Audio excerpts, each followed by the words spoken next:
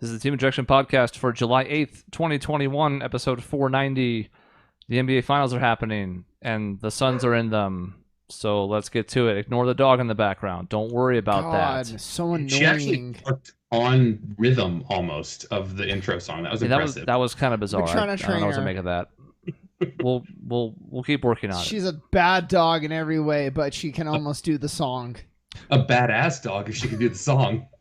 Maybe by episode like 500 we'll have it ready so that, when we have our milestone episode, it can be something that we throw into the mix. I don't know. I've been reading a lot of message boards about the Suns, and I think I'm ready to make the statement of, can we put, what's the word, referendum on a moratorium? Moratorium. That was the first word I wanted to use. And I was like, no, it's I should have listened to my gut. On using altered capital lowercase letters to indicate sarcasm. Can we not do that anymore? If you need to use the letters, you're not doing sarcasm correctly. It should be evident in the statement itself, or don't bother. Nothing is added. And Chris used this phrase. I think he invented it the other day of like the like hello fellow teenagers thing. It's starting to feel like that. Like, oh, this is a way for someone without savvy and a good hold of sarcasm to like relate to everybody. And it's like, no, like stop. No more. I think the \s works more effectively because it is sometimes difficult to convey sarcasm on the wild takes that are out there on social media. So sometimes using the \s it doesn't. You know what? Sarcasm, you got to take a risk. Like, it should be evident. But if you're like skirting the line of something, well, then that's a risk you take. If you do the /s, or if you do the letters, it's over. Don't even do it. Yeah, I just know that people are stupid, and you can make it abundantly clear, and people will still screw it up. It's all right. I don't want them getting it. If you're too stupid to know what I'm being sarcastic, I don't want to cater to you anyways. Man, it's not meant for you. Yeah, I don't know why he's grumpy. We won. I know. I just I think for the 8th time I read one of those things today, and I was like, I'm done. I'm sick of this. But I am reading the boards a lot. That's your first problem. Because, and you know what I do? First thing I do every time, I don't know if I ever told you guys this, my first place that I go, the message boards of the SB Nation website of the team, of the other team. And it's really, I don't post. I'm not trolling. I'm just their negativity fuels me, and it's so interesting. I have nothing against the Bucks. I've said this before, and I still mean it. It hasn't become real for me, and I've gone back on what I said. I would not have been wallowing in depression. That's like a Waluigi thing. If the Suns had lost to the Bucks, because I don't have any resentment towards the Bucks. I think they're a good team. I think they have a bunch of nice guys. It was the Clippers that I really hated, but I still feed off the negativity when I go to their message boards. And they're talking about the refs. The refs want the Suns to win. There's still Milwaukee's doing it too now. It's the funniest thing to me in the whole world.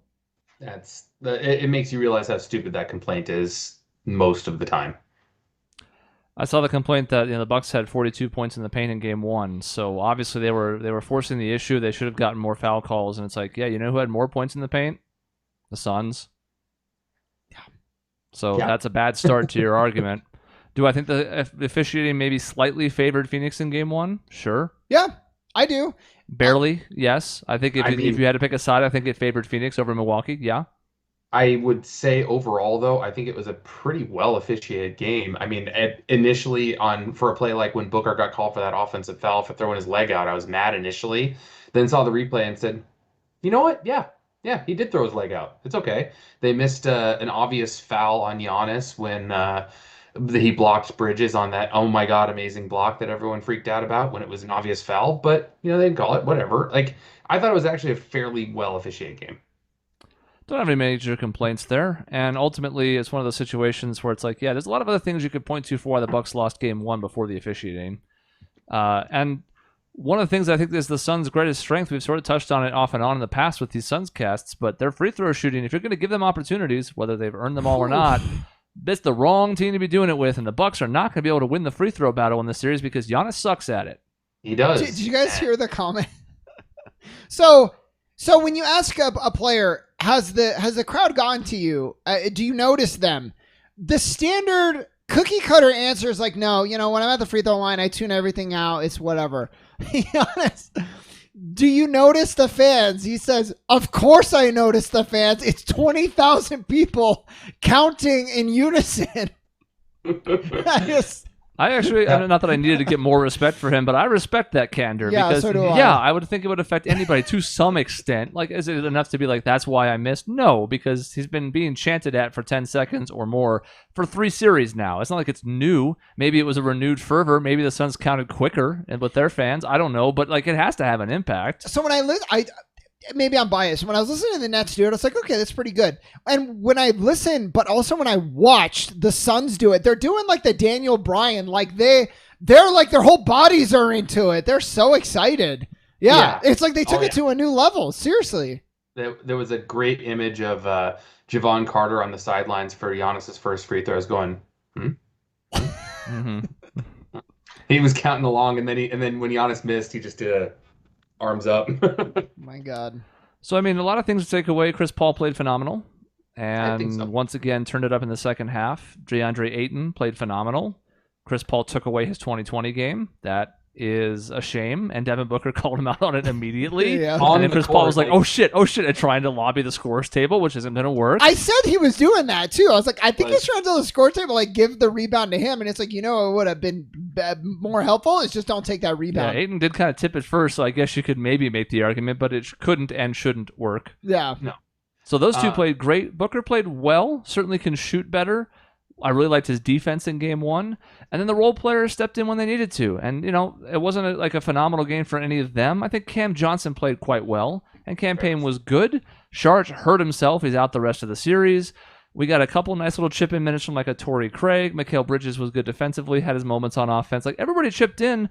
I didn't walk away from this game going like, that's not repeatable, or that was a fluke, or like it felt a lot like earlier wins in this whole playoffs have, where it was like, if this is going to be the level we play at, it's going to be hard to beat us 4 times out of 7, or now 4 out of 6. Well, that's what I'm saying. Is like, defensively, you got to think the Bucks are going to do something differently than allowing us to. I mean, that's the question. I don't know what, because people are like, well, they're going to get to the line more. And I would say, yeah, and they'll hit, whatever percentage. I don't necessarily think they're going to repeat that 3-point percentage though, which was way above their average for the season and the postseason. So, they actually did some things pretty well. I expect a little bit more assertiveness out of Giannis, but I mean, we packed the paint against him. So I don't know. I think he's going to get a little bit better and a little bit more comfortable. I mean, I'm not expecting him to have a lot better though. And part of that is a testament to how good he looked coming on game 1. And I was happy to see it. Like, he's a good guy. He works hard. And I remember him talking about when he heard it, he thought like, I'm out for a year at least. And then it's like 2 games later, he's back in. It's like, that's awesome. I think Giannis is going to have a tough time against us, because I know he's still not 100%. I mean, he looked good. Don't get me wrong. It looked very normal for the most part, but I know he still is not 100%. And we have long guys to throw at him, which is a huge factor in defending him. Ayton's huge. Mikal Bridges is long arms. Jay Crowder's strong. Torrey Craig, tall, long wings to throw at him when needed. And so we kind of have a defensive, at least, guy who can mess with him a little bit. I think you're right. The Bucks are not going to shoot that well from 3 the whole rest of the series either.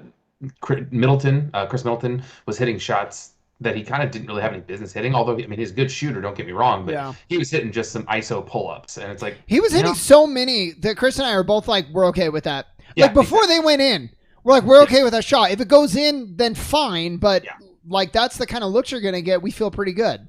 Yep, and overall, I think, two things I was thinking of, I don't think the Suns played a perfect game by any means. I think we played a good game, but we absolutely can play better. And when we were talking about adjustments that the Bucks can do, I think they kind of tried all the different adjustments on the pick and roll, or a top pick and roll that you can do, and it didn't work. I mean, they tried switching, and Lopez and Portis got burned. Just absolutely chewed up and spit out by Booker and Paul. So then they tried drop coverage, and then all of a sudden Booker and Paul just started eating up mid-range shots. And then they tried, the hedge and come back, and Ayton got some lobs. We got some threes in the corner.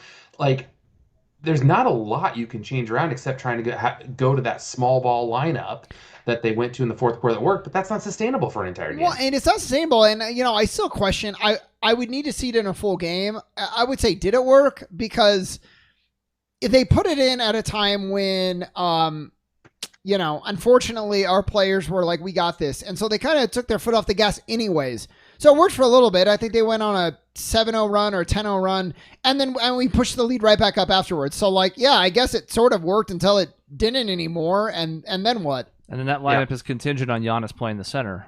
Mm-hmm. And we'll talk about Giannis in a later bullet point to more extent, but, if he can't play 40 minutes at least something approaching his 100%, I don't think that lineup can work for the course of a full game. And the rotation is shortened right now without DiVincenzo, who would be a useful switchable wing defender right now. So even if it's not Brook Lopez and it's not Bobby Portis, then it's going to be Bryn Forbes getting targeted, which happened in the fourth quarter. Yep. Or Pat Connaughton.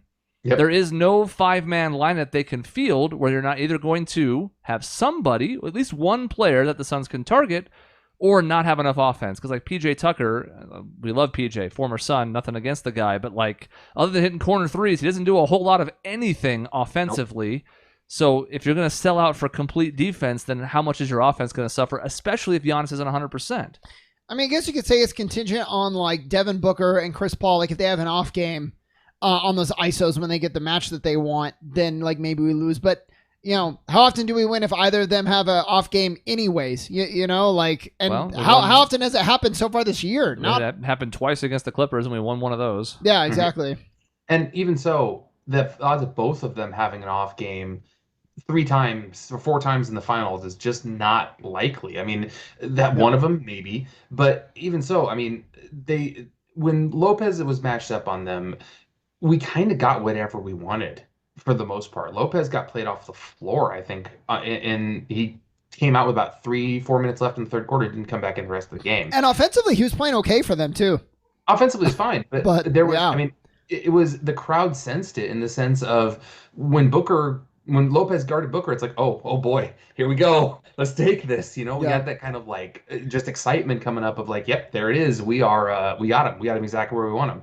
And if that continues, Booker's just going to keep going at him every time. And Lopez didn't even really play bad defense in those ISO situations. He defended them about as well as you could expect, given his lack of mobility, his lateral movement, but it wasn't enough. And that's got to be the most frightening prospect for the Bucks. That's not to say they can't play better, improve, adjust. I'm not saying the series is just over flat out, but I think if you're a Suns fan, you have to be pretty encouraged by game one in almost every facet. Yep, I almost want to say it is over, and I'm loath to do this, but here's why. I think if it wasn't for the Clippers preparing us completely for the Bucks, I might think differently. But they gave us a more intense defense. I'm going to say intense. It's because it was a hackathon and dirty play, and with the defender that for whatever reason just bothers Devin Booker. I think anyone you ask would say Jrue Holiday is a better defender than Pat Beverly, but Booker just has a problem with Pat Bev. I don't know what it is. So there's that. And then also the Clippers gave us a great look at the small ball lineup, and a light bulb clicked for Devin Booker, for Ayton in that series of this is how I do it. This is when to help. This is when not to help. And so you combine those two things in, and it's this is easy now. It's on easy mode. Oh, this is great. Fire alarm and dog. Yeah. Man, we've ended up having an answer for everything that's been thrown at us, and I credit Monty for that. Chris Paul too. Obviously, they talk about how Chris Paul is a coach on the floor, but I got to credit Monty a lot and the staff. It feels like after we lost Game 5 to the Clippers, it was one of those oh shit, what are we gonna do?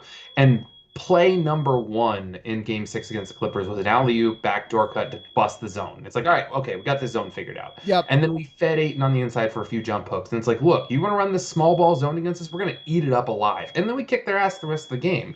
And I think Monty knows what to throw at an adjustment. He knows how to adjust to the adjustments. And it seemed to work in every series so far.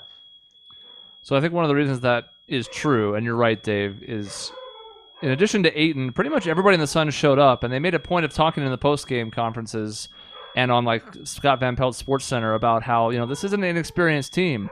And generally, you're supposed to take your lumps as you go through the process, right? You're supposed to lose in like the second round. Like you win a series and you learn from what you lost, and the next year you come back stronger. Other than Chris Paul, who also has never been to the finals, nobody's ever had playoff experience before except Crowder. So, like, is it coaching that you give the credit to for having everybody prepared? Is it just the maturity? Is it Chris Paul's influence? What do you give the credit to for all these guys showing up and not being overwhelmed by the stage, the task in front of them? Because up and down, really nobody played poorly, from the youngsters to the veterans. I got to attribute it to the most to just the willingness to listen, to be coached, to hear everyone else's thoughts. I mean, you hear stories about Ayton getting yelled at by Chris Paul, and then at the end of game one, they're embracing each other, touching foreheads type of thing, where it's like, look, like, I love you, man. Like, this type of, there's just been this thing of like, everyone is in on this. So no one's going to be overly excited or overly weirded out by a situation because they know everybody's got their back, I think. And I think that helps everyone's lack of experience. Also, I think the fact that nobody on the Bucks has any experience in the finals either means we're kind of playing on a level playing field here. So I don't think there's anybody who has an advantage over experience or not, because nobody has experience in this series except for Jay Crowder, I guess. Yeah, I think the coaching gets some credit. The Chris Paul gets some credit, and I think culture, the culture is really good. After every game, they're like, this is just one, or this is just two, or, they really keep things in perspective. And I think it's a type of play where, how do I say this? Like, the degree of difficulty sometimes we make it as manageable as we can. That's the style of play. It's more based on good decision making a lot of the time than like, okay, Booker's going to need to be able to rise up in traffic on a triple team and hit threes. And if he does that all game, we're going to be fine. It's like, well, no, it's all about finding the open man, flowing offense that is like quick and makes good decisions. And I think that's sustainable along with the defense. That defensive effort is like the easiest thing that you should be able to sustain. And so many teams struggle with it. And like for the first time ever, the Suns are not one of them, and you see what an impact it has. It's night and day. It's the complete difference. In no way is this player the best defender, the best offensive player, but Cam Johnson in particular has just stood out to me. He is not oh my God, he's the MVP of the series by any means, but he made some key plays last night. He hit the three in the beginning of the game that gave us a lead. He hit about a 15-footer and hit nothing but net on it when the Bucks kind of made a comeback. He had a steal on Giannis. He had just clogged the lane. He was everywhere, making every single play needed. And it seems like I am having a hard time figuring out night to night, like, who is my favorite player? Who is my man? I'm so glad we have this guy. Because there's just every night someone else is doing it.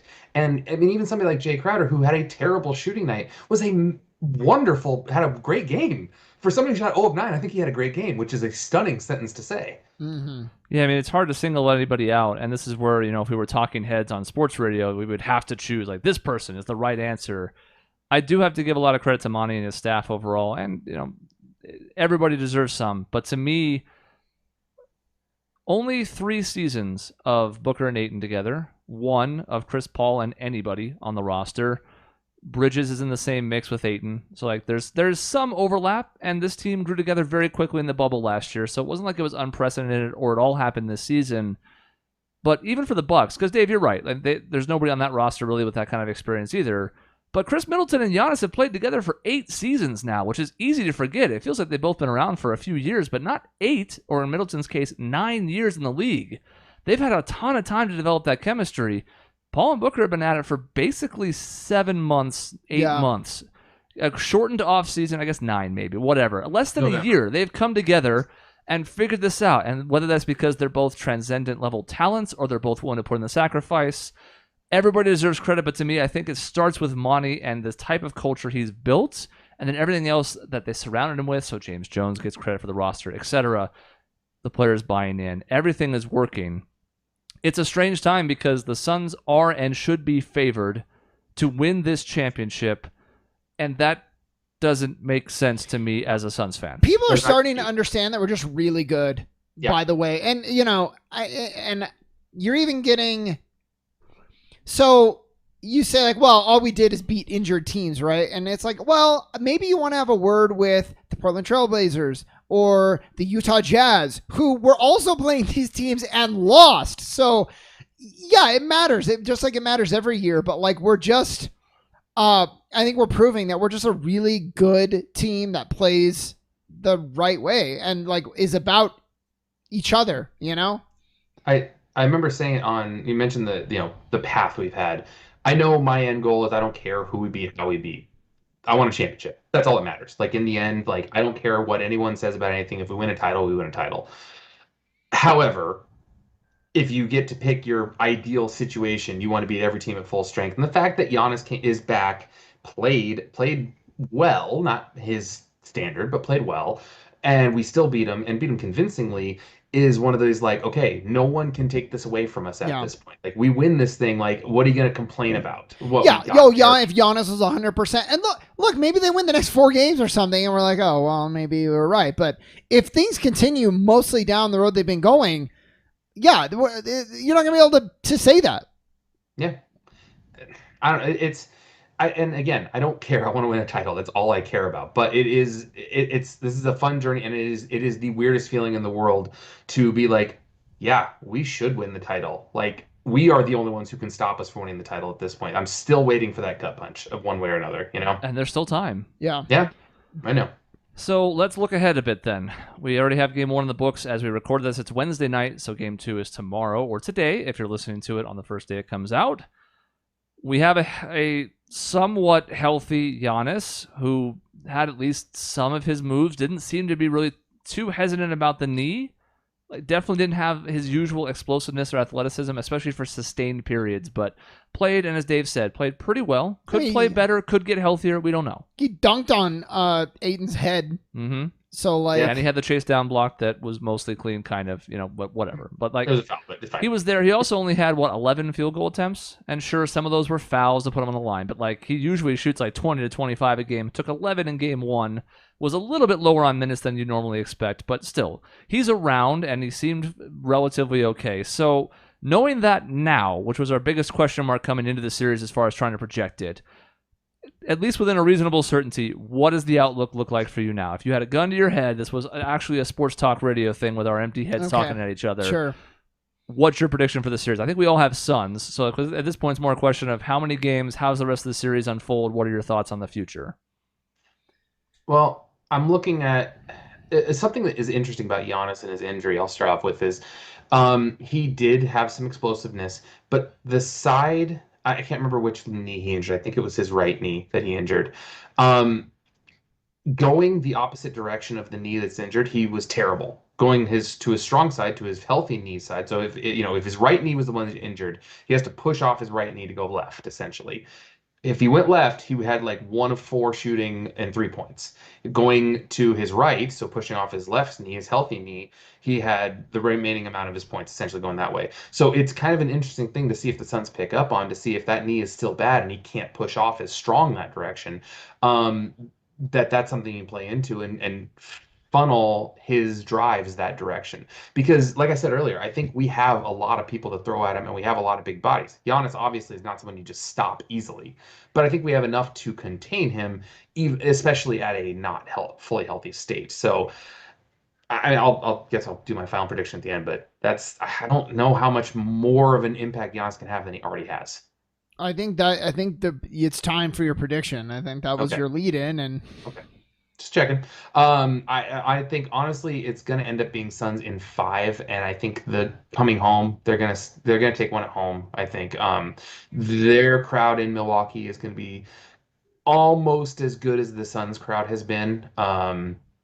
So I think that the one coming back home they're gonna take one. Suns might have a bad shooting night or something like that, but then I don't see how they can match up with us, and I think it'll be Suns in 5.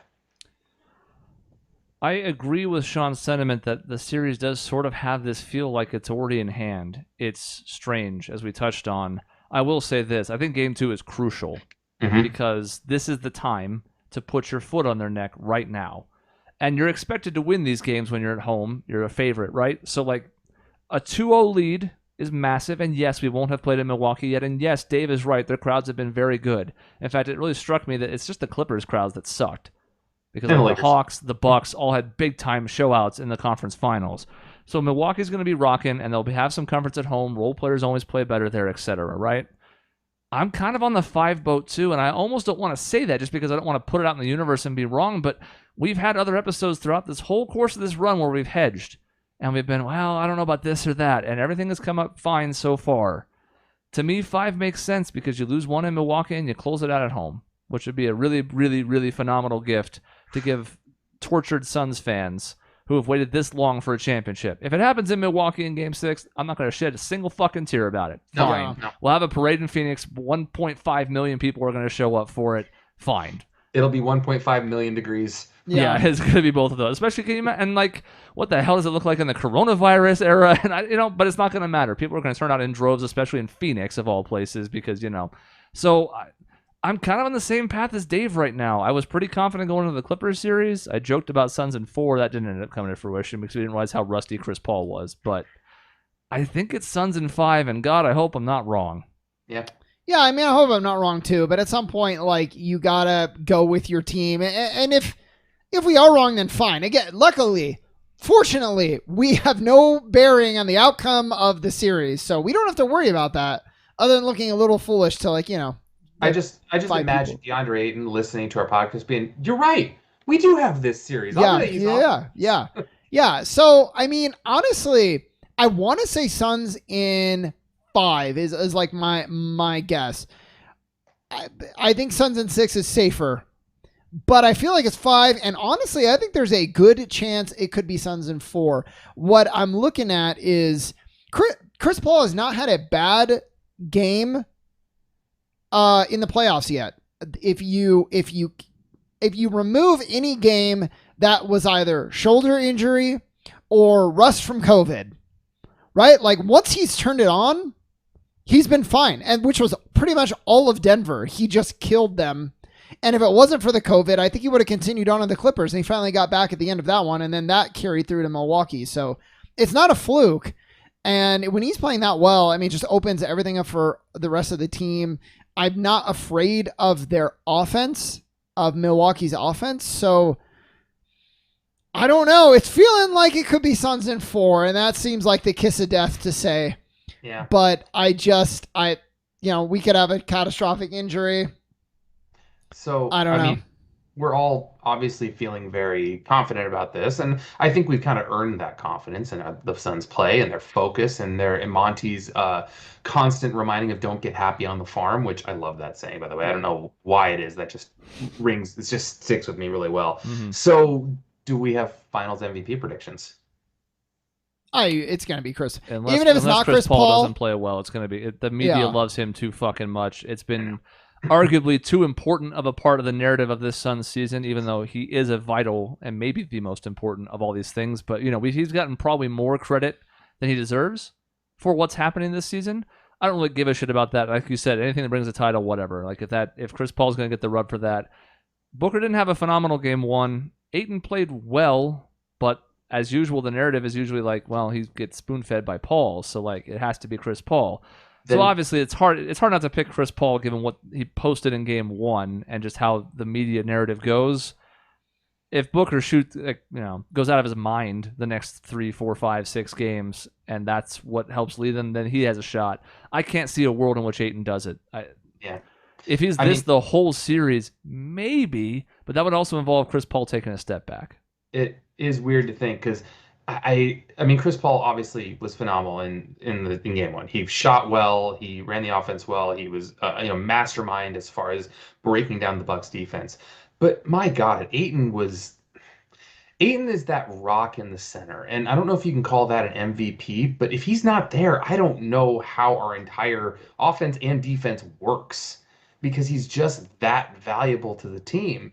And I mean, yeah, I guess if he averages 22 and 19 for the whole series, I guess he's got a shot. But man, I maybe I'm a little fatigued at the national media just drooling over Chris Paul so much. I mean, obviously he's important, but like we have a lot of really good players, and I would love I would love for Aiden to win it. I know he's not going to, but I would love for Aiden to win it. If we win the finals, if not already, is Aiden already the best center that we've ever had? Yeah. I mean, like we're not well known in Phoenix for centers. You have a point guard conversation that's much different. Centers? It's Amari wasn't a center, so he's not in. It's Mark basically West. Alvin Adams and question marks. Yeah. That's it.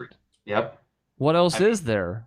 Like We Oliver never- Miller, I don't think he's gonna really. Like Mark West was a fine player, but nobody's ever going to consider him as like, oh, that was maybe the best center anybody ever had. No, like, no shot at Mark West, but you're going to have to consider it in year 3 and just knowing what the future might hold for him. Yeah. And that's if Sarver keeps this group together. I was amazed, Dave. I think you'll be particularly shocked too. Listening to Bill Simmons, the question came up: who is more likely? You can phrase it either way. Who's more likely to make it again, or the way he phrased it: who has the bigger chance of never getting to this stage again? And he chose Milwaukee actually because he just thinks the Suns' core is really solid, and I'm inclined to agree. And if Sarver keeps it together. Like even past Chris Paul, other players are gonna develop. I think we're still gonna be really good. I mean, that's something that gives me hope no matter what happens this series. I gotta say, like, obviously I want to win it. I think this is our best shot. I mean, literally, there's no question this is the best shot we've ever had at winning one. But going forward, I mean, we've got our core. I mean, you start with DeAndre and Booker and Mikal. It's a hell of a 3 right there. You know, you have serviceable point guard play, and you have a power forward, a stretch power forward who can defend, like Jay Crowder, something like that, or veterans that you pick up over time. Okay, like we got the foundation right there for the next 5 or 6 years, and I don't see any reason that Sarver has said he'll plan on paying to keep them together. I don't know what's going to happen with the campaign going next year. I guess we'll find out, but I just don't see why we can't make another run at this next year and for the next 2 or 3 years at least. What I really like is that we're going to be in the conversation. So, like, let's say Golden State comes back and they're great, and Clay is, great. I don't look at that series like I would have when we were doing our projections this year of like who are we going to be better than who are we not. Where you look at Golden State and you're like, oh man, that's we're under them for sure. Like let's just assume that. I don't assume that anymore. I'm not saying I know we would beat them, but I at least have confidence that we'd make it a good series. Mm-hmm. And like that's huge. And I can do that with pretty much everybody in the West now. Mm-hmm. I have to admit I don't have much of an appetite for this conversation, but it's because I find it to be jinxing. So normally as the host of this show, I've long kind of gone along with whatever the hell we've gone down, no tangents, weird roads. This is a conversation I'm not the least bit interested in until this series is over. Fair. So I'm sorry. No, it's fair. Well, but I don't know why you say that, because even if we lose, we're just saying we're in good shape for the future. I mean, now, it's irrelevant if in a few days from now, Chris Paul and Devin Booker both rupture their like legs or something. It's not even that though, and I kind of mentioned this back at the start of the playoffs, but like this is the best season to win it because the window is so small in the NBA now. It's why you can easily pick the Suns over the Bucks as having the best chance to get back here because Milwaukee's already hamstrung. Yeah. What moves can they improve? Like they already made the Holiday trade. They had to give up a couple of future picks to do so. They don't have any cap space whatsoever. How can they get better? It's possible. There's certainly moves out there that exist, but it's going to be really hard for them. For us, before Ayton and Bridges have an extension kick in, is the window in which to really improve the roster. Because once that happens, with Booker on this salary and presumably playing Chris Paul, we're going to be a cap team. Yep. So it's like if you don't win this now, does Chris Paul even stay? I would think so. He's made every movement to that effect, but I don't know. And what does it look like if you have to pay him a ton of money and he's not very good as he dwindles towards the end of his career? I mean, he's already exceeded expectations, obviously. I don't expect him to do that. But the fact remains, if he wants a 3-year deal, he's going to be 39 at the end of it. What does that look like in the age 38, 39 seasons if he's only 60, 70% of what he was this year? So anyway, it's not to poo-poo it. I'm not trying to be a downer on it. No. Give me a week and a half, and I'll be happy to project the next seasons. I don't care about those seasons at all right now. I only care about this one. I just want to caution, and this is a lot for Dave too. When we talked about this, like I don't want to get in the territory where it's like I of course want to win a championship. I do agree that the chance is very good right now, but I don't want to get into the mindset of like it's championship or bust. if we don't win the championship, it's a failed season. Like I want to keep it in perspective. Like the journey has been so incredible, and not that I'm just like happy, and I wouldn't want our players to just be happy with that and be like, oh, we don't win the championship, that's fine. But I just want to keep things in perspective, I guess. It's something that if we are to, falter and we lose this series, it's going to hurt a lot in the moment. And then we look back and think, damn, that was fun. Damn, that was fun. Kind of like 2010 in a lot of ways. Yeah.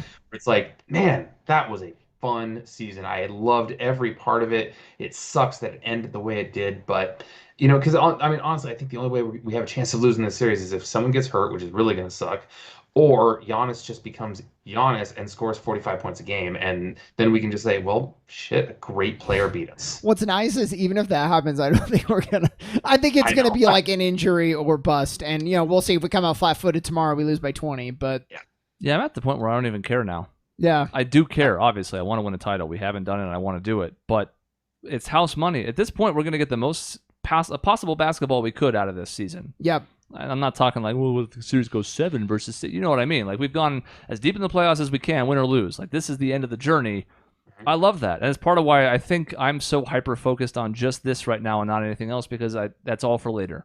We're gonna have a whole off season to talk about all of that stuff. Whether we're basking in the glow of a title or wallowing in sorrow until we pull ourselves out of it and look back on it with the fondness. So I'm like, it's weird. I find myself almost having nothing to do between games. I do read up on different message boards and stuff, but win or lose, I'm kind of just like, all right, next game's in usually 2 days. It's gonna spread out more later in the series, but cool. I'm ready for that too. Let's watch it then. Let's go. I'm happy. Before we move on or finish up, I gotta pour one out for Dario Saric. I feel so bad for the guy. God, yeah, as I'm starting to try and figure out how the Bucks could win this series, that's one of the only other avenues I can see is because we have just no depth at all in our bigs. That was already the case all season, and now it's basically Ayton, who can't play 48 minutes a game and shouldn't. Frank Kaminsky, who may not play at all, even with this injury. We'll see. They dusted him off for about 2 minutes in game 1, and it was bad. It's a disaster. Or, is it just going to be small ball now with Torrey Craig, and you're going to get more minutes to Cam Johnson because he's played well, and you're going to get more minutes to Jay Crowder, and you're just going to shrug your shoulders. But because the bigs were so bad in game 1, it almost doesn't matter. Yeah, that's the consequence of the Bucks having success with the small ball lineup. It's like, okay, cool. Well, we'll just roll out. I mean, we rolled out a lineup with Torrey Craig is our tallest defender. He's our tallest player on the floor, I think. I mean, it worked, and I think we can continue doing that. If they're going small, we can match that. I'd much rather do the Torrey Craig route. Okay. Yeah. So let me go on record saying that if there is a desire to play Frank for however much time in any of the remaining games, like, am I crazy for thinking at that point, should we just kick the tires on like Jalen Smith? Like, you almost couldn't get worse minutes from Frank. No, on offense or defense. So I think Frank's knowledge of our system is too strong, and I think Jalen would be one of the few people that you would actually see with deer in the headlights. No pun intended for the Bucks, because I think what you can do with Kaminsky is you don't have to worry about him playing against the small lineup. At some point, they're going to have to go to a Portis or Lopez, either because they want to force the issue and play their own brand of basketball, or because their small lineup can't play all 48 minutes for all 5 of them. There's going to be an opportunity where either Portis or Lopez comes in, and that's when you deploy Frank. You run 1-5 screen and roll with him, get the switch, and you attack the big on their side just as painfully as they attack Frank. So using Frank in a different... Okay, that to me makes sense. I think what they did in game 1 was they put him in immediately just because they didn't know what the hell was happening. What is Sharj's status? Yeah. We don't really want to put Ayton back in. They did briefly, but then it was like, no, he needs to get his rest. So rather than break the rotation, let's plug Kaminsky in and then we'll figure it out. Once it became clear Sharj wasn't coming back, we didn't see Kaminsky in the second half because those 2 minutes were against a smaller lineup that the Bucks had out, and it was bad. And it's not surprising. It makes sense just because of what we know about Frank. And, I mean, overall, they're important minutes, obviously, but, Ayton's been playing 40 minutes a game.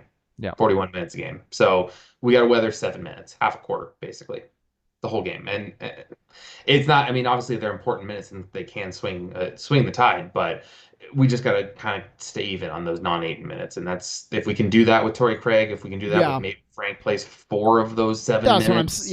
To me, the Torrey Craig is the biggest solution there. Yeah.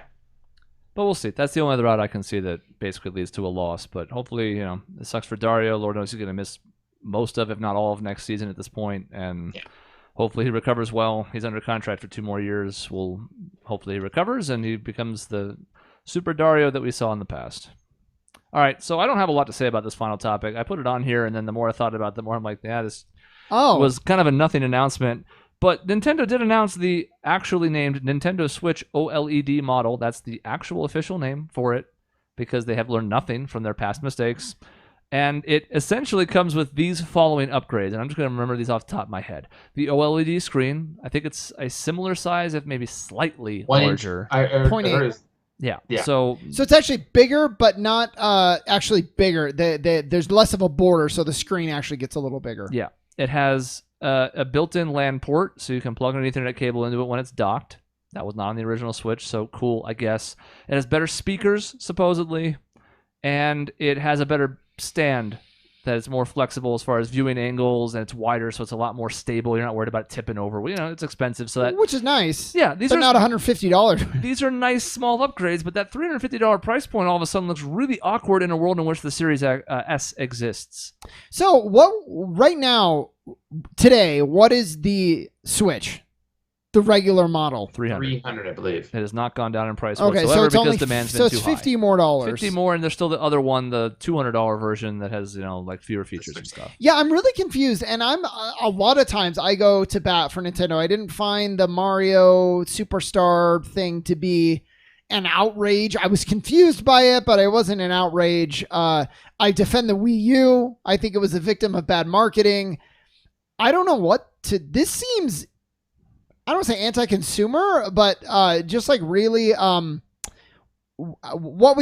can we do to maximize profit for very little effort is what this feels like to me. It's a barely better screen.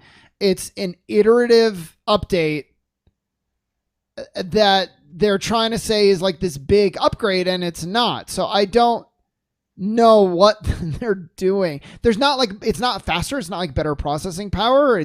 There's no difference except negligible screen and the white color. Which does this? Sure. I didn't see whether it had or not when I was looking earlier, so I can't recall. Does this have Bluetooth availability? Because that's one of the biggest complaints I had, which is insane. How do you not have Bluetooth receiver for a head? Like, you have to have a literal headphone jack. You can't use your Bluetooth headphones on your Switch. That's insane to me in 2021.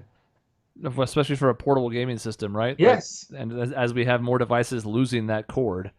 Mm-hmm. And maybe I am undervaluing the OLED screen. Maybe it's going to be like, it's really going to pop, and I just don't understand the difference that it's going to make. I can't think it's going to be the case, though. Well, and the thing is, there may be a big faction of consumers that don't care because they dock it most of the time anyway, and their primary use of it is on the dock. I mean, obviously, it's got the ability to do both, but I think a lot of people just use it on the dock, and it's a home gaming system, and then when they want to move, they do. I mean, obviously, more people use it. Some people use it as a primary handheld as well, but like, because it has that, both availability, I think a lot of people out there may not even find any value in the upgraded screen because they play it on their TV anyway, and it doesn't have 4K output. That's sort of the problem here, though, is that these upgrades, like we talked about 4 of them essentially, and 2 of them apiece only matter in one of the 2 modes. Like, the fancy screen doesn't matter when you're docked. The better speakers on the Switch don't matter when you're docked. The network cable doesn't matter when you're portable. Like, are you going to take it portable and then plug a cable into it? What the fuck is the point of that?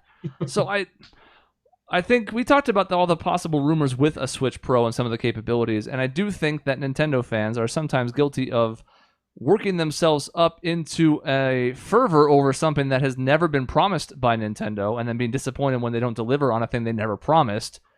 But it's hard to defend Nintendo in this spot because they've delivered so very little to begin with that it's not even like coming up short of expectations. It's not even in the same ballpark as the expectations. I think what happened, if they just announced this, I would have thought maybe one set of thoughts, but the fact that the rumors were actually sort of correct in this case, except what they delivered was nowhere near as good as the rumors were, like at all, even close.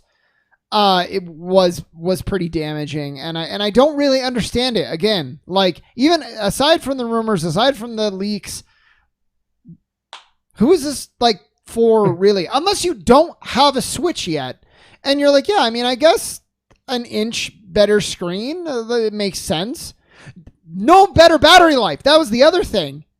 So if I already have a Switch, I have no reason to get this. It's not better battery life. It's not going to run my games better. It's even if it was like the screen is 3 inches bigger or something, I would have considered it. But it's not even that. There's no value for me here. I mean, I guess if they're phasing out the old models, then maybe, and then there you go, you pick it up if you don't have a Switch already. But it's not going to be something that's like, man, I have a Switch already, but I need this new one because it does XYZ. No one who has a Switch is going to be like racing to the store to get this thing. Top of your head, when did the Switch come out? 2016. 15, 16. Very early 2017, but the point still stands. It's been 4.5 years, and the word that Shaun used back in the beginning of this very short segment was the correct one, iterative, which is the wrong process when you're 4.5 years deep, and now you have the other 2 next-gen consoles to contend with. This should have come out this time last year if it was going to have a meaningful impact, because it would have been earlier, and then you could have gone, well, it's another step. I'm sure in a couple more years they'll release this version. The other next-gen consoles are out, and sure, we've talked endlessly about how you can't find them necessarily, but they're out. They exist. They're in the marketplace. People's standards have changed, and this doesn't feel like it's going to resonate with almost anybody, so I don't really understand it either.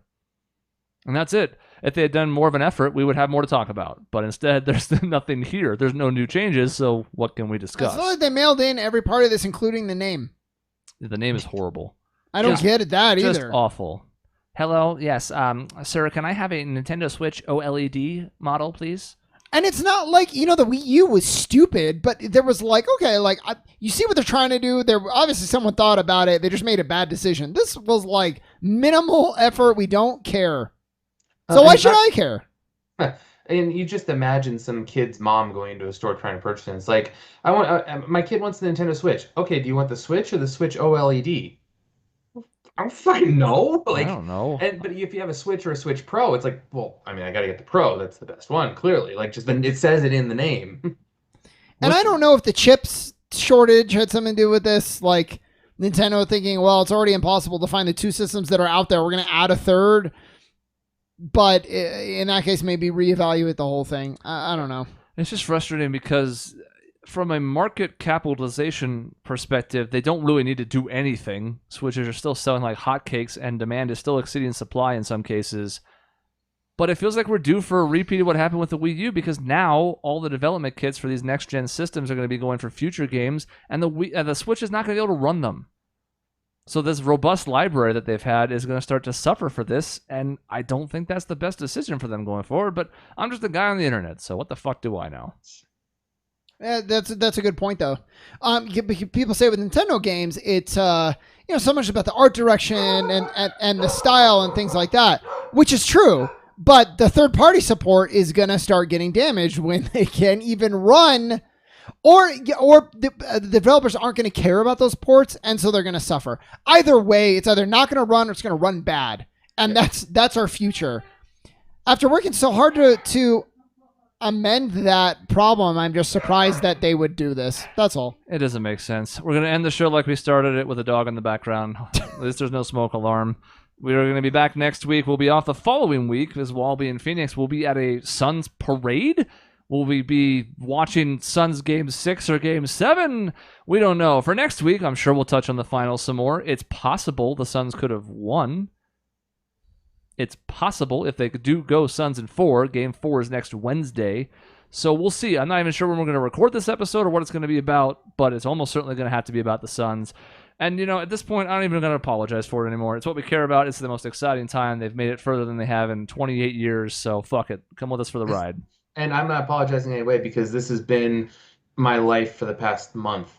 Almost 2 months now. Like, yeah.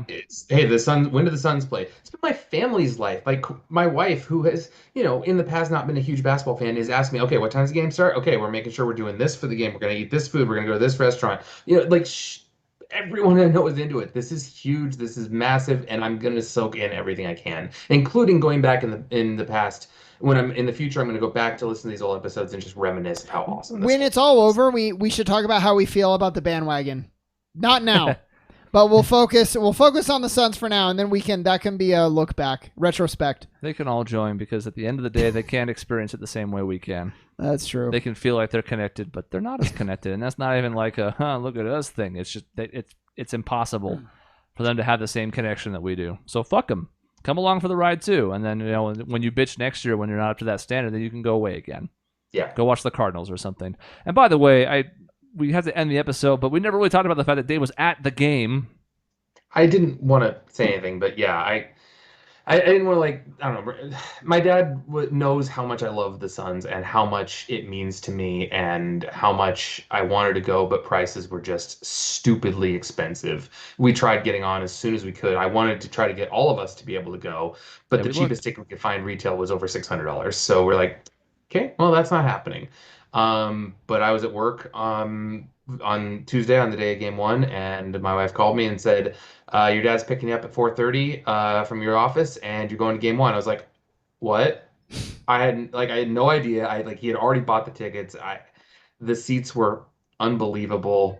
I was an amazing experience. The crowd was unbelievable. Everything that everyone said about the crowd has been fantastic. I can't. It was something I'm going to remember forever, for sure.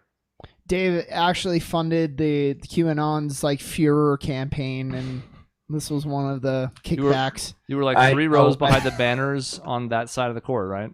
2 rows, yeah. There was the first 3 rows are behind the covered up area between the benches and the floor, and then there's row 5 and row 4, 5, and 6. So I was in row 6. So I'm pretty much mid court. I mean, I know it's going to be amazing whether they won or lost, but the fact that they killed them is kind of the cherry on top. It was amazing. I mean, it's something that you see when you are that close is how good these players are. You see it on TV, obviously, but there's something different about when you are that close to them, seeing how big they are, how quickly they move, how just freaking amazing they are at everything they do.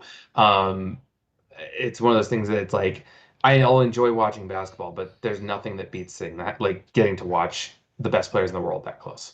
Yep. Well, I was going to say that it's either Shaun or my fault now because they lost game 2 of the first round, but you know what? That was the Chris Paul injury's fault, so I'm not taking the L for that. No, I'm not. And, had they lost game 1, I might have said, shit, I guess I can't go to any more Suns games. That's it. But we won. We would have blamed you for the record, very much so.